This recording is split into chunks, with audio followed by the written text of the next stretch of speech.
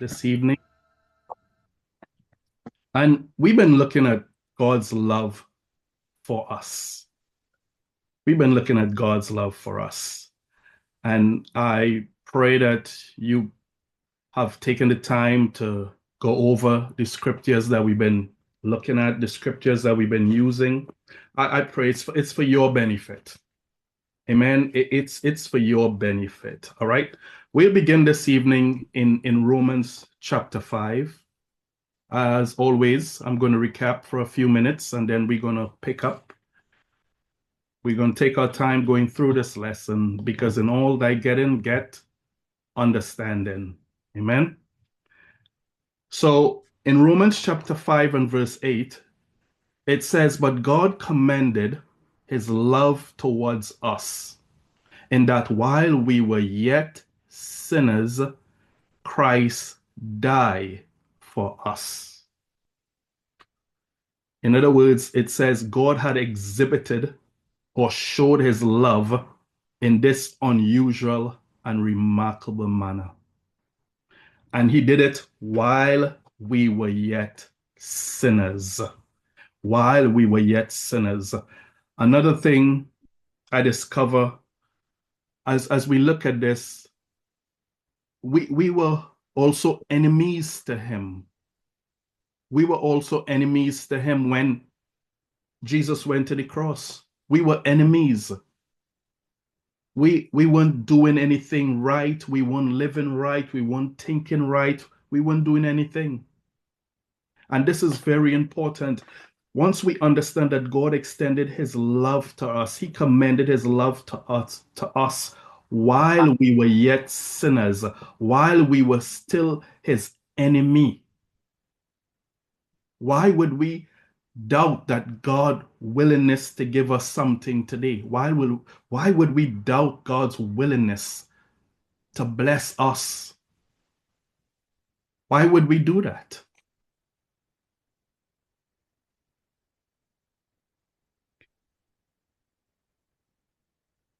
In verse 9, I also mentioned last week, one of the things, notice here that God extended his love to us while we were yet sinners. While we were yet sinners. In other words, God's love extended to us has nothing to do with our performance. It has nothing to do with our goodness. God's love isn't conditional on our goodness. He doesn't love us because we are lovely. No, he doesn't. He doesn't love us because we pray a lot or we do all the goody stuff. No, but simply because he is love. It's because he is love. Now, I mentioned last week, verse 8 is commonly quoted to illustrate the unconditional love that God has towards sinners.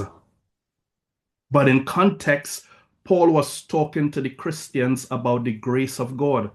He was making a comparison, and verse 9 and 10 are the point of his comparison. He was using this truth here about God commending his love towards us while we were still sinners as a step to another truth. Now, we need to view this in context.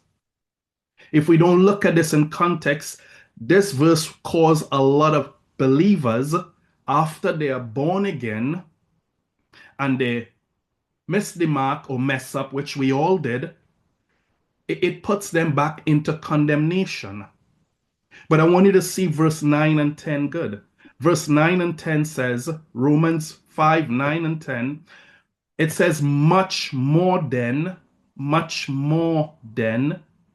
being now justified by his blood, we shall be saved from wrath through him. For if when we were enemies, think about that, we were reconciled to God by the death of his son, much more now, being reconciled, we shall be saved by his life. Much more now. Much more now. This phrase, much more, Paul is saying that once we are justified by grace through faith, God loves us much more. Now, being loved the same would be great. More would even be awesome. But much more is beyond our ability to comprehend. Much more. Now, many of us Christians accept the love of God for the sinners. For example, if we go out doing evangelism or soul winning, we tell the sinners how much God loved them. God loves you. We tell them how much God loves them. We'll extend God's love to the drunkard, to the adulterer, to the drug pusher. We would tell them how much God loves them. But the problem comes after these people make Jesus Christ the Lord of their life and miss the mark. We start treating them differently. We show no mercy to them. It's the goodness of God that leadeth thee to repentance. And it don't stop there. It continues. It continues, brothers and sisters. God loves us much more now than he did before our salvation.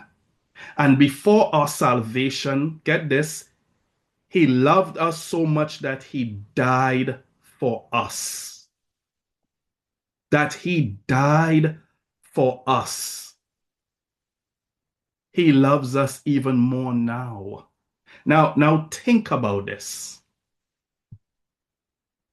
If somebody willing to die for you, you really think that person is going to do you something wrong? You really think that person is going to turn wrong and put some kind of deadly disease on you? If that person was willing to die for you, you don't have to answer. Just ponder on that. Just let that soak in. Now, as I mentioned last week, does this mean that living a holy life is not necessary? No. It means that our own holiness is not a requirement for God to love us. It means our holiness is not a requirement for God to love us. Why? Why? If I just made that statement without leading you up to this, and I said to you, your holiness is not a requirement for God to love you, you would ask me, why you say that? Some might say, I don't believe that. But why would I say that? Anybody, why would I use that statement? Because God loved us while we were yet sinning. Yep, that's what I was going to say. Amen. Amen. So don't let nobody come tell you now that you're a child of God, that God is mad at you. He's upset with you.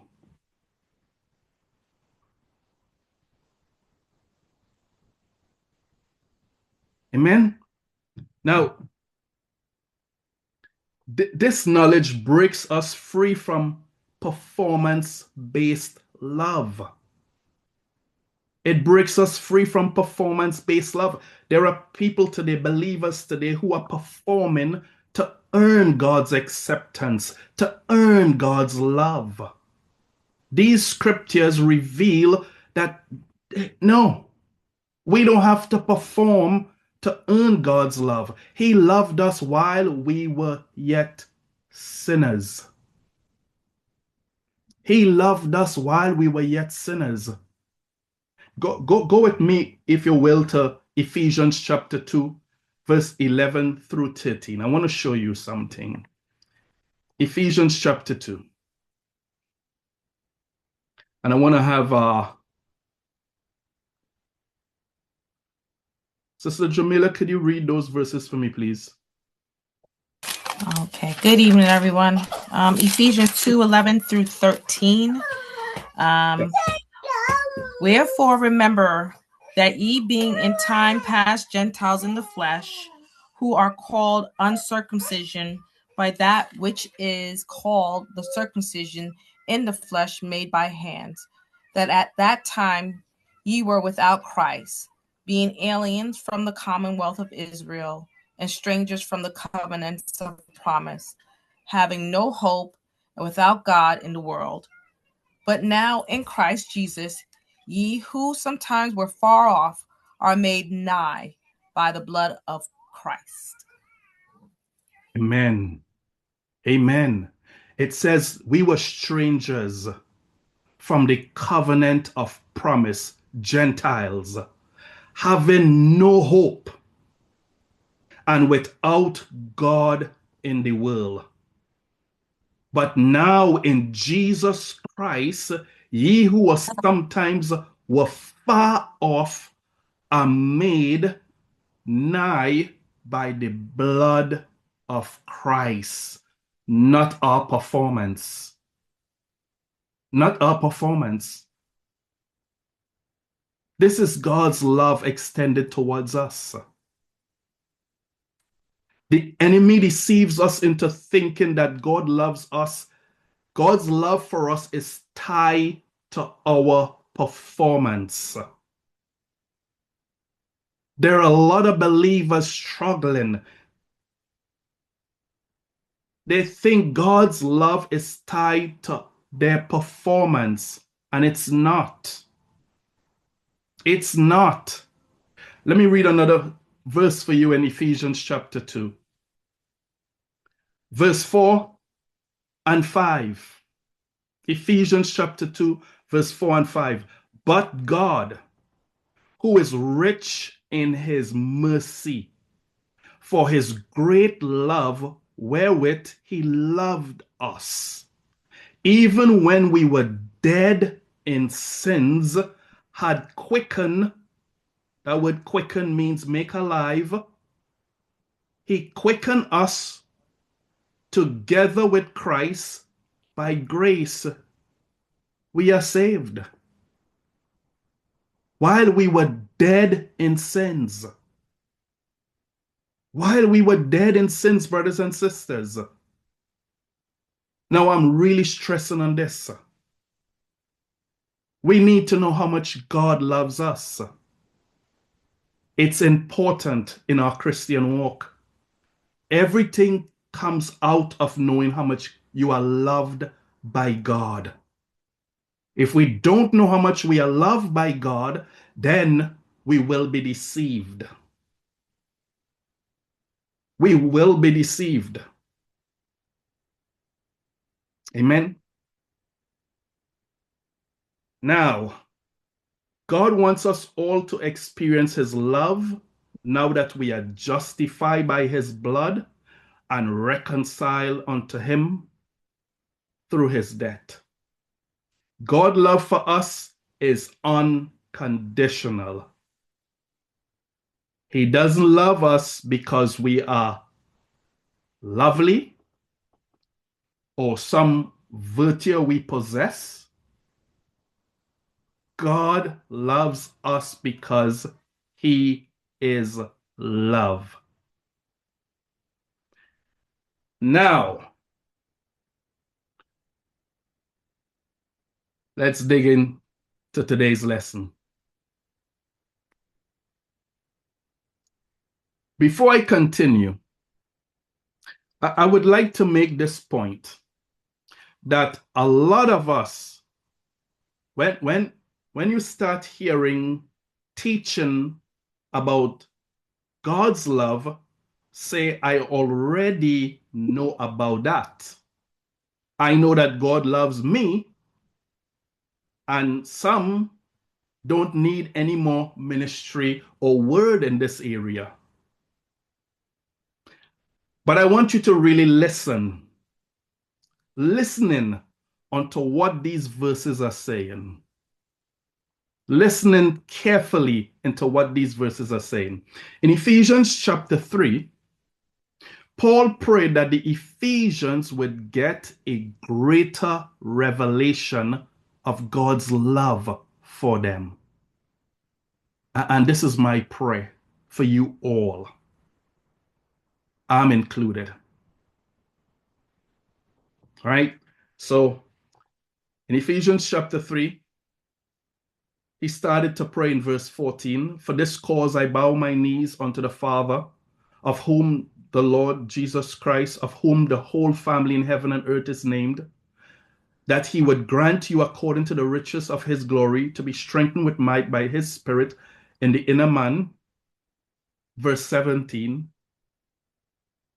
That Christ may dwell in your hearts by faith, that ye being rooted and grounded in love may be able to comprehend with all saints what is the breadth and length and depth and height. Now, before I get to the actual point here, let me say this. Just as a tree roots provide it with stability and nourishment, so also our revelation of God's love is the foundation on which everything else we receive from God is built. I want to say that again. Just as a tree roots provide it with stability and nourishment, so also our revelation of God's love is the foundation on which everything else we receive from God is built. When we begin to be rooted and grounded in God's love is when the revelation knowledge of God's word really begin to abound.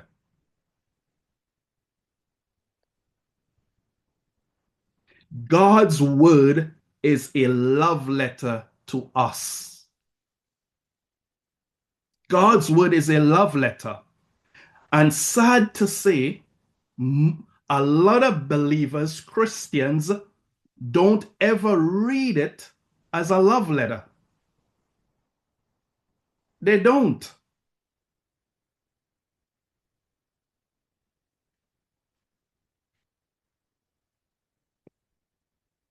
We make our minds up what we believe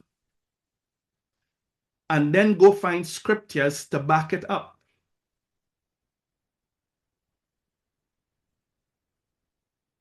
But if we know from the jump God is love, and we go into scriptures knowing that God is love, we're going to see God for who he really is through his word.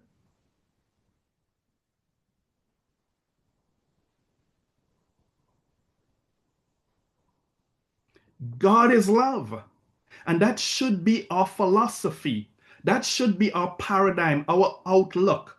When we go into scriptures, God is love. So he can reveal himself now to us. God is love.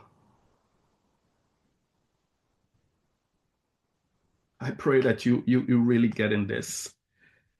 So it's God expressing his love for mankind through his word. It's God expressing his love for us.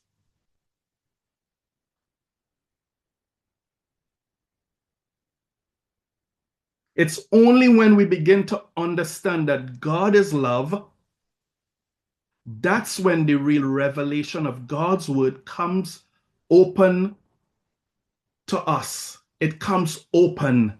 And that's what these verses are saying.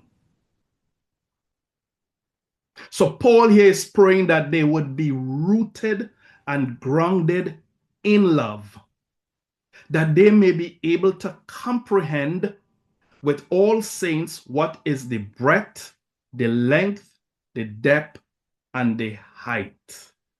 Now, anybody want to share with me what you think this breadth, length, depth, and height is referring to? It's not the first time you saw that in scriptures. So what you thought it meant? Paul is praying that we may be able to comprehend with all saints what is the breadth, the length, the depth, and the height.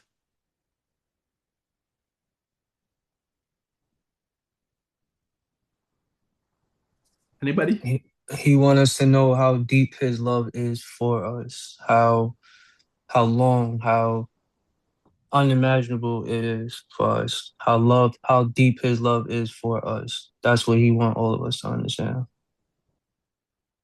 Thank you, my brother. Yes.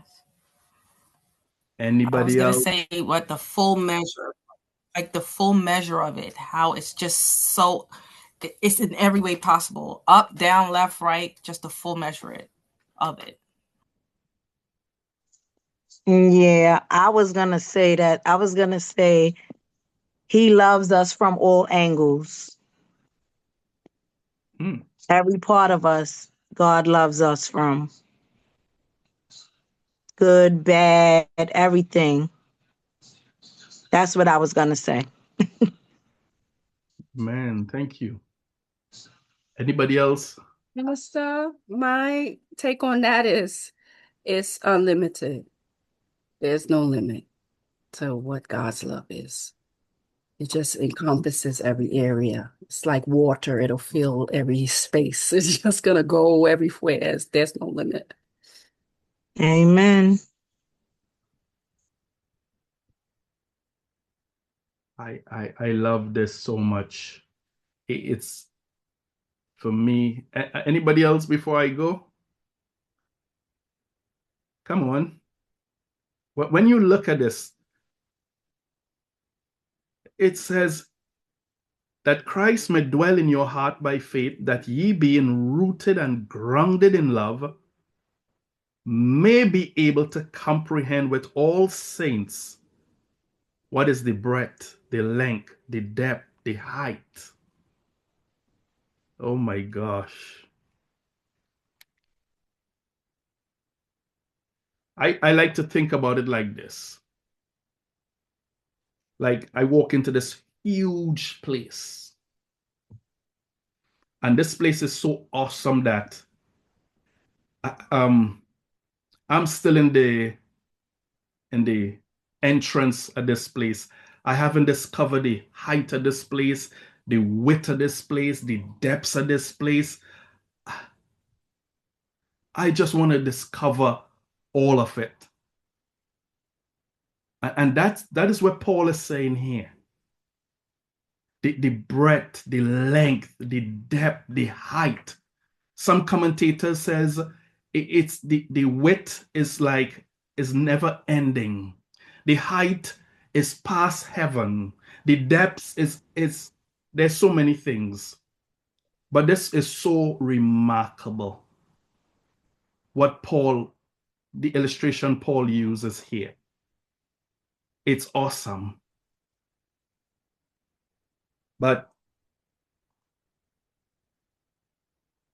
And to know the love of Christ which passeth knowledge, that ye might be filled with all the fullness of God.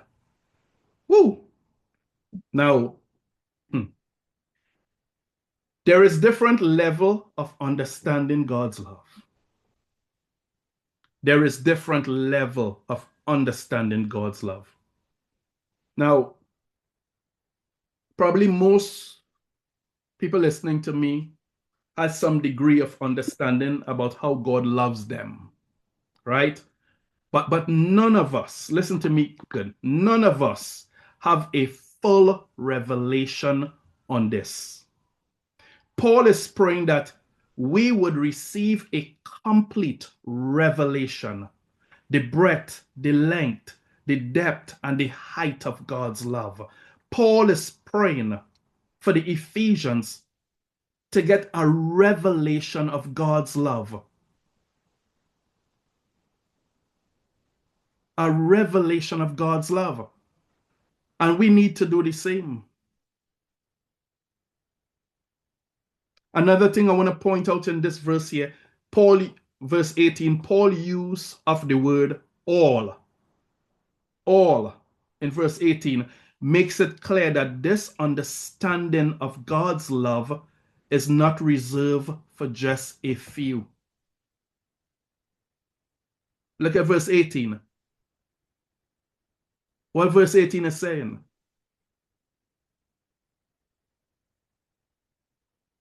That we may be able to comprehend with all saints. With all saints.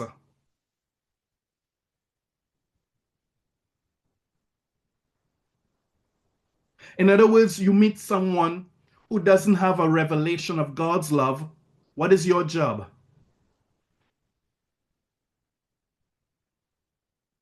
What is your job?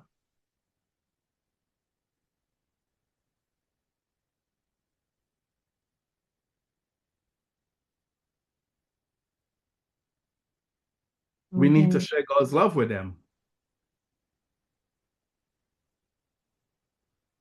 Amen?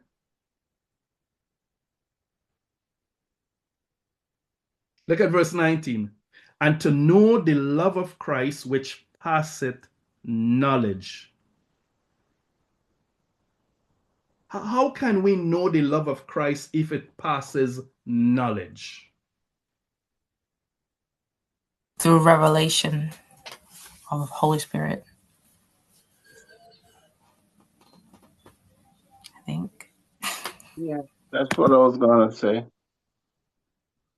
You're reading from Pastor. Good night. Mr. Lincoln. Say that again? Which scripture you reading from? Ephesians chapter 3 and verse 19. Oh, yeah, I'm still on to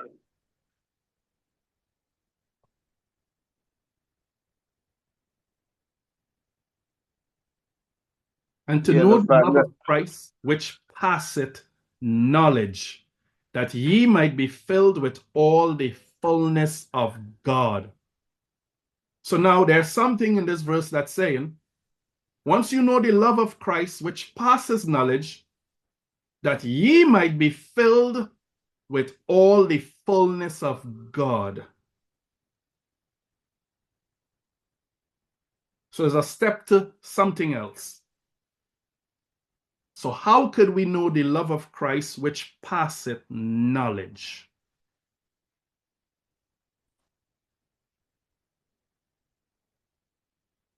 I think it's saying that we cannot fully understand or fully know the love of God through our own intellect. So it has to be the Spirit of God that reveals his love to us. Okay. Understood. Is it through the word, through his word, Brother Lincoln? For the knowledge and the understanding? Yeah, everything comes through his word.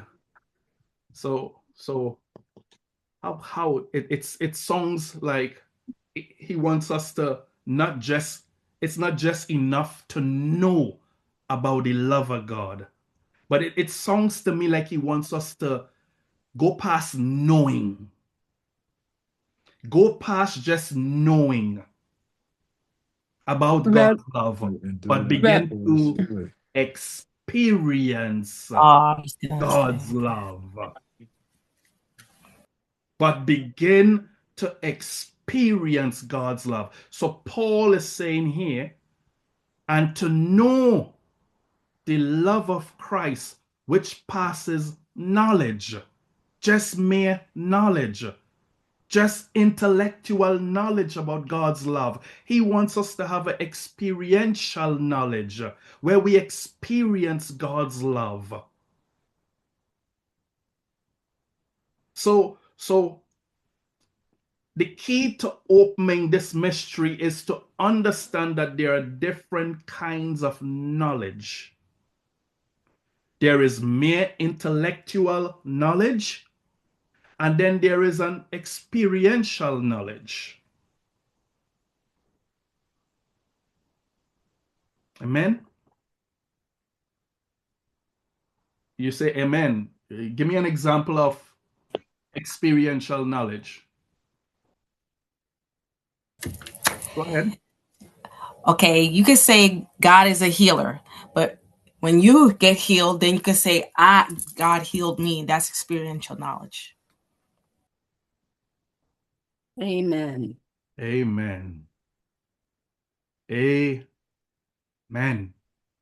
So Paul's prayer here is for us to experience the love of God. Not just say God is love.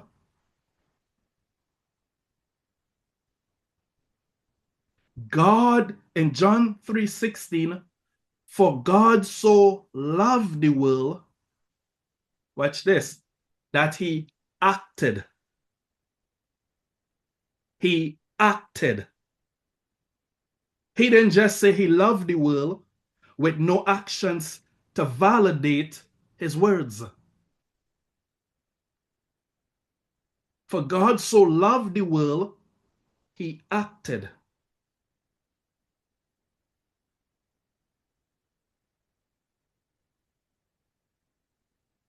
So this here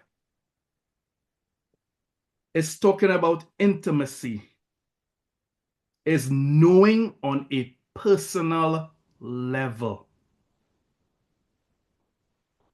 He wants us to experience the love of God in a personal, intimate way, which passes mere knowledge about God.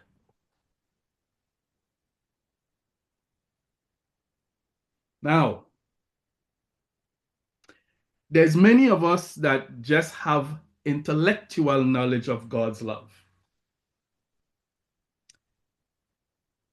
If I were to ask most of you, do you know that God loves you? Almost everybody would say, yes. Come on. Almost everybody would say yes. Does God loves you? Yes, they do. Yes. Yes, sir. Okay. Mm-hmm. But then in practical ways, we don't apply that to our life.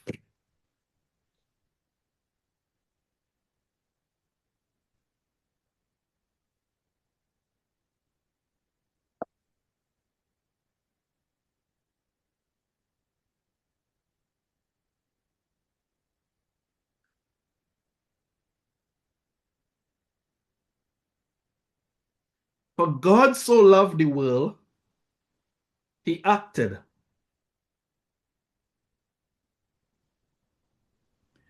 God loved us. He provided everything for us. So why be depressed?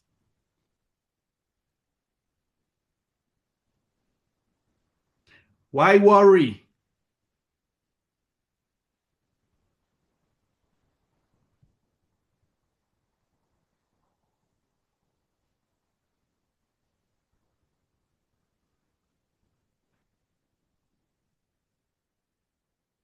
And then there are some religious concepts that actually hinders us from understanding the love of God.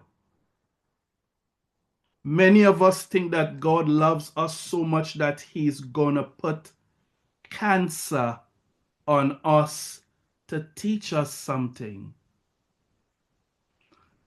He loves us so much that he's liable to destroy one of our family member or cause tragedy in our life to get our attention. Now, brothers and sisters, that's not love. Would you put sickness on your child to teach your child something? No, sir. No. Impossible. Couldn't do that. In Luke chapter 13 and verse 11, Brother Karen, do you have your Bible? Yeah, I do. I have it in the King James Version. Is that okay? Yes, sir. Could you read Luke chapter 13 and verse 11 for me? All right, Luke chapter 13, verse 11. And behold, there was a woman which had a spirit of infirmity 18 years and was bowed together and could in no wise lift up herself. My bad. You read it wrong. Oh, My apology. Yeah, wrong. yeah. Yeah, wrong scripture. Well, I thought it was Luke 13, no? Yeah, Or yeah. 11? Yeah, Luke 13, 11. Oh, okay. So, and I'm in the King James Version. No, Luke 11, 13. My okay, 11, okay. 13. I got Yes. you, I got you. Yes, my apology. No problem. Bear with me. Luke 11, 13. Got you. Luke 11, verse 13. If ye then, being evil, know how to give good gifts unto your children, how much more shall your heavenly Father give the Holy Spirit to them that ask him? Amen. So what is this saying here? It says, if a son shall ask bread of any of you that is a father, will he give him a stone? Or if he asks a fish, will he for a fish give him a serpent? Verse 13, if ye then being evil in comparison to God, we're not going to give our children evil gifts. We're not going to put evil on our children.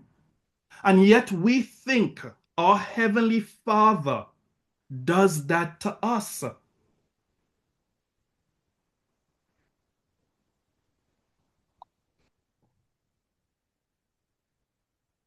I want to say this. Who you think God is? Listen to this. God operates by the principle that he established and laid down in his word. The same principle he laid down in his word, he operates by the same principle. He operates by the same principle. In Romans chapter 13 and verse 10, listen what this is saying. Romans 13 and 10.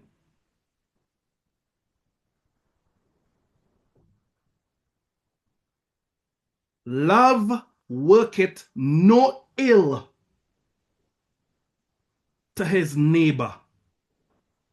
Love worketh no ill to its neighbor. 1 Corinthians 13, love is kind. Love is gentle. That is God's love. How could God lay down these instructions in his word for us to do and he don't do it? He don't do it.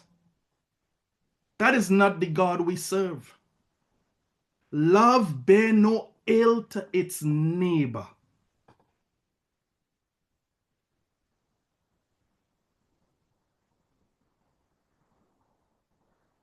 God is not the one that pressuring us, doing all these bad things to us. God is not.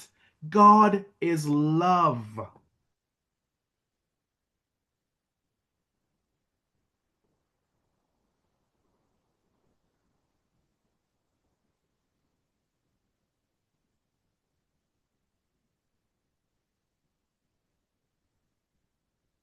God is love, brothers and sisters.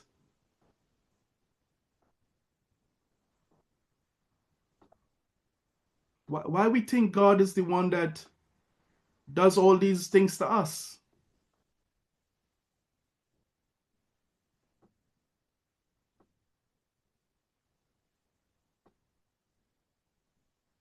Why?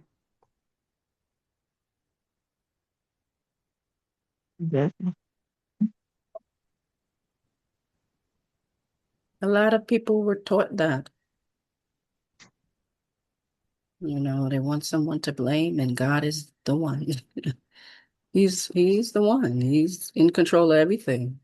He made everything, you know. So he made evil. He made wrong. He made Satan. Why Satan? Why you put Satan here to do all this to us? You know, it's like God is the answer for everything.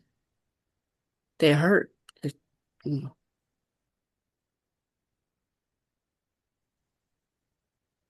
The word of God says in the last days they will call good evil and evil good. They will call good evil and evil good.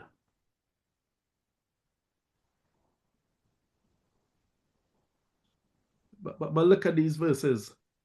We read these verses all our life. Love worketh no ill to his neighbor. Jesus said in John 5, search the scriptures, for in them you think you have eternal life, and they testify of me, and you would not come to me. God's word reveals God and his love.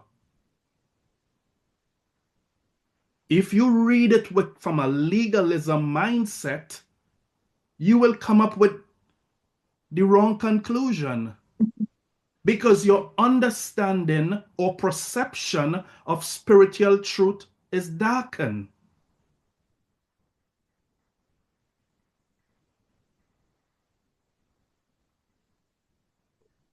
God's word says, in all thy getting, get understanding. Get understanding. In Ephesians 4, it says, some people understanding are being darkened, being alienated or separated from the life of God through the ignorance that is in them because of the blindness of their heart. And they're not seeing God for who he really is.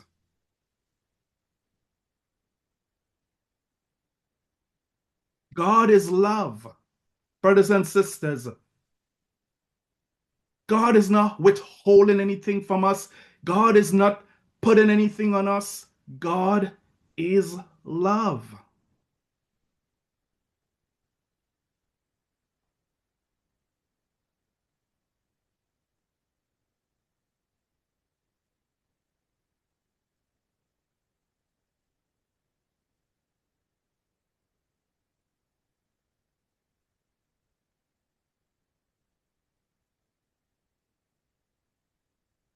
When I look at some of these scriptures, it actually brings me to tears sometimes.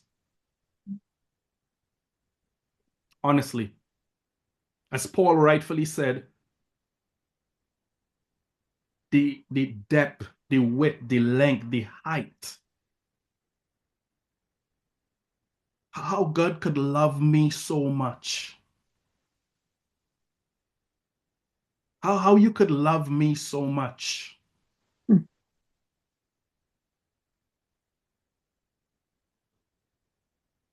we don't deserve it. None of us deserve it. None of us deserve it. So, before I move on, any question?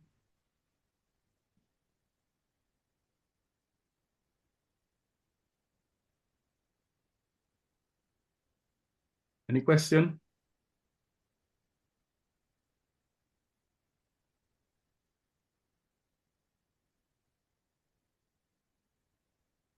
Let's look at 1 Corinthians chapter 13.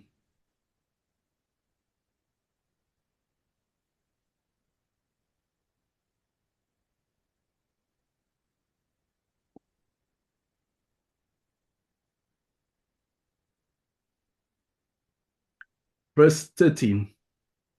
It says, and now abideth faith, hope, charity. These three, but the greatest of these is charity. God's kind of love is the greatest. You know, faith is the victory that overcomes the world. And yet, love is the greatest. Love is the greatest. Knowing how much we are loved by God, our faith begins to work. Faith works by love. Faith worketh by love.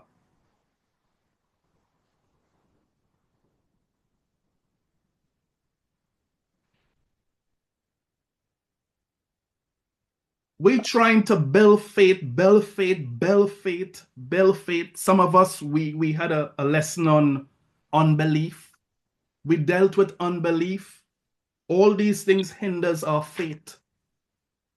But the motivator for our faith is love. And that could be the missing ingredient.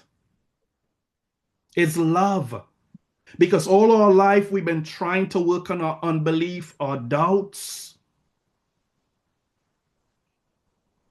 And we are not rooted and grounded in love.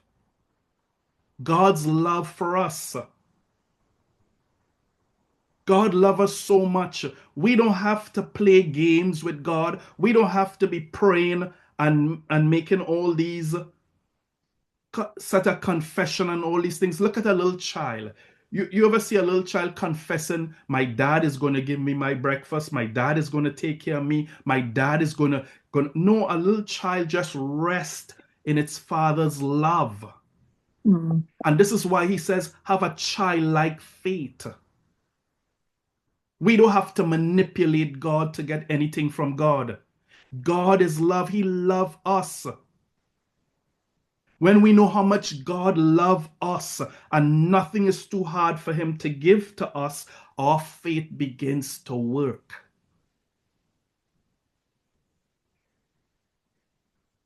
Faith begins to work, brothers and sisters.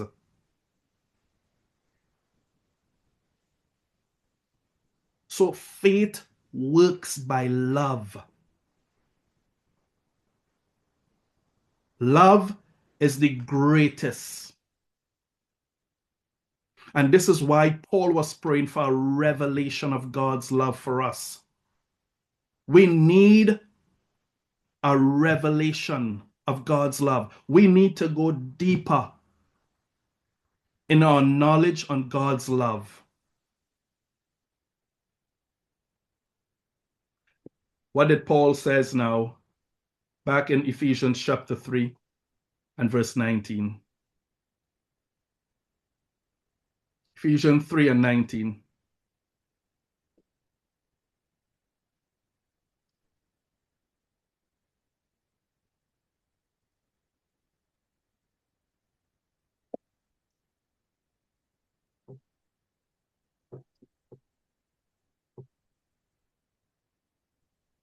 To know the love of Christ, which passeth knowledge, that ye might be filled with all the fullness of God.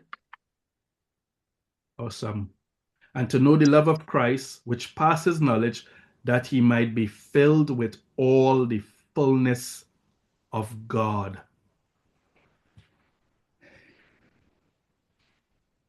So if we are not full with all the fullness of God, what is the problem?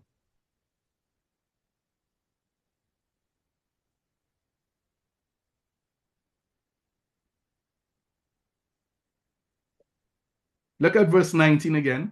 If we are not filled with all the fullness of God,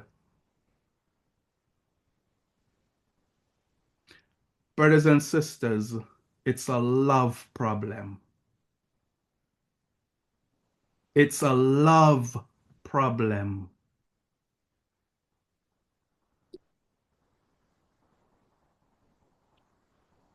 We don't know how much we are loved by God.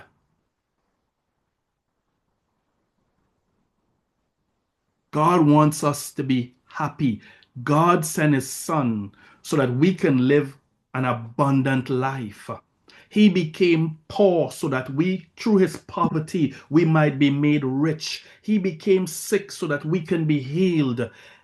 Listen to me, he already provided everything that we need through his love.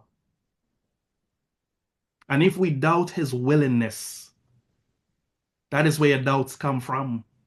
We doubt God's willingness to bless us. We doubt God's willingness to heal. We doubt his willingness.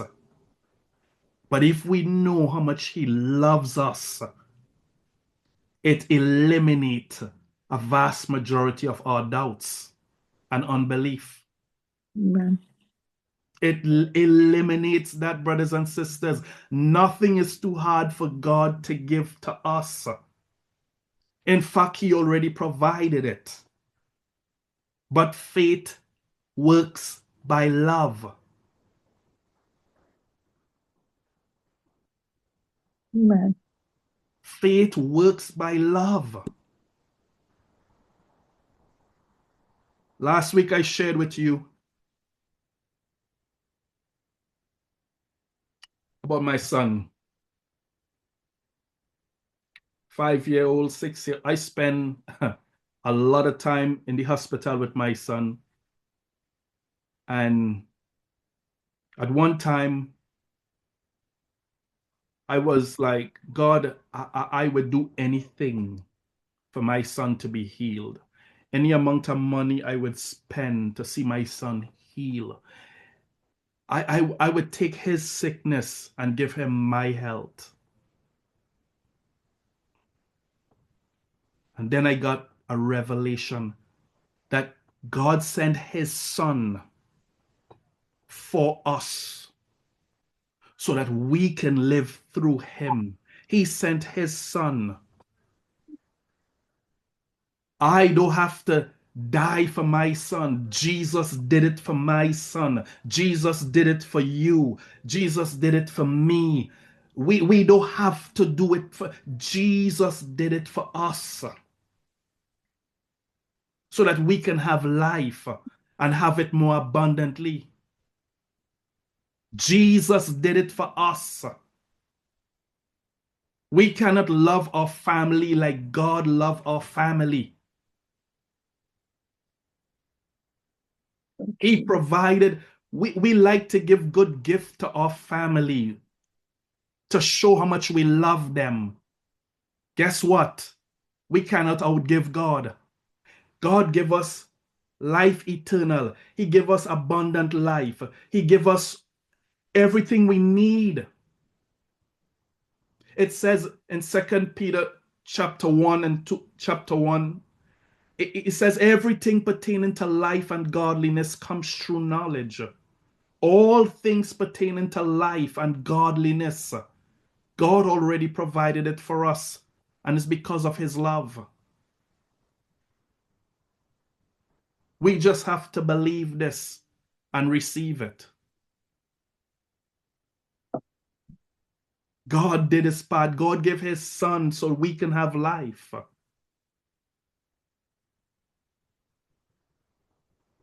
That is the God we serve. That is the God we serve. So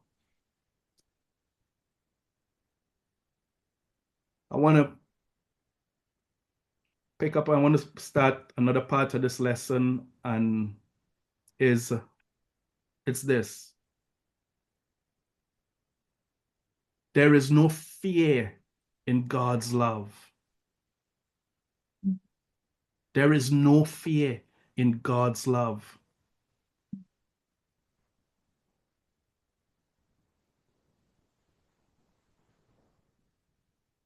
Now, begin that part of it next Thursday. So I would stop here to take any questions about what you heard tonight. Amen.